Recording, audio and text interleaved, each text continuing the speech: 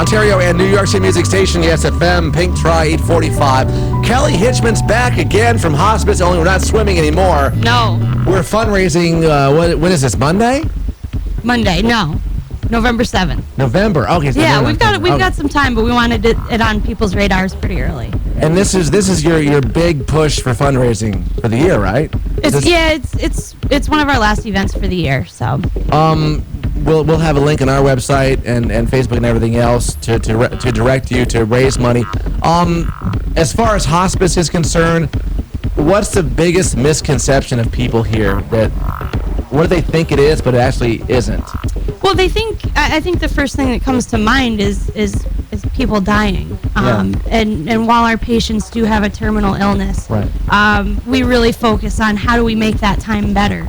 How do we make them comfortable? How do we help them kind of deal with the fact that they're going to be leaving behind family members? What other services do the family need? Do they need does the patient need Meals on Wheels? Do they need help with funeral planning?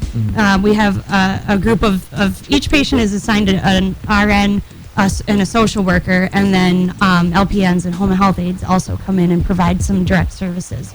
So it's really, there's no one case. There's no cookie cutter hospice patient or family. It's really just kind of meeting people where they're at and helping with each need that they have.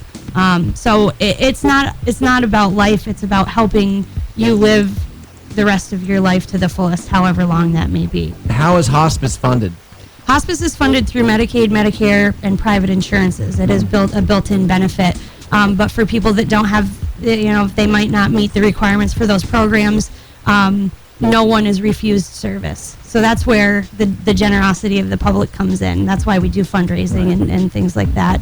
And we also provide a lot of services that aren't necessarily covered. Our bereavement isn't necessarily covered by insurance. The support groups that we put on, or when we go into a school after a tragedy, those are really important services, but not necessarily covered. So the community helps make those things happen. And these are things too that you don't think that hospice would do, like in schools, you said. Right. That's something that you wouldn't think anything about. Right. Yeah. I mean, I think for a long time, schools just kind of had to deal with it, and the guidance counselor was kind of the person that you talked to. Right.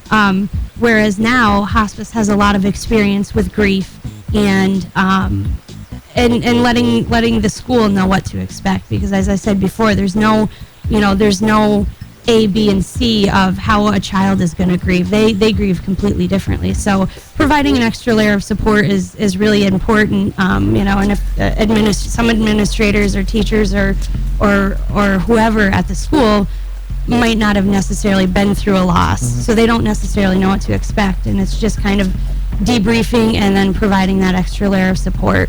How important is hospice in people's lives? I mean, if there wasn't a hospice, you wouldn't have any support. Well, yeah. I mean, I think the support would end. Your physician would kind of do the best, to let you know what to expect. But with hospice, you know that your loved one's medications are going to be regulated and administered properly. You know that your loved one is going to be lifted properly and moved so that they're comfortable. They're going to be cleaned and clean clothes, and so that they still have that dignity. And this also gives them a chance to come home and not be stuck in the hospital for absolutely. Nobody wants to be there, whether you're there for a day or for a month. Nobody wants to be in that atmosphere. It's nice and comforting to be at home, and that's what's important. And there are instances where people are too ill to go home, and hospice will go into a nursing home or to the hospital. Right. But just to again provide that extra layer of support. But the vast majority of patients do just want to be at home, and we can help provide that. And if somebody wants to donate now, they can, right? Sure, absolutely. How? They can visit our website, www.hospiceslv.org. There's an online donation there. They can check we're currently working on our radiothon website, which will be up and ready for donation, which is just hospiceradiothon.org. Or call our office for more information. Okay. it's as simple as just getting the information. And Hospice Radiothon comes up November 6th, right? 7th. 7th. Yep, 7th. November 7th. Okay. Yeah. I have some time to figure out the dates and get everything, all the information in order. Again, Hospice, SLV, yeah. .org? Yes. Okay, I'll put that link on our Facebook page as well. Thanks for coming in today. Thank you very much. 8:50. It's Bruno Mars. This is Gorilla on Yes FM.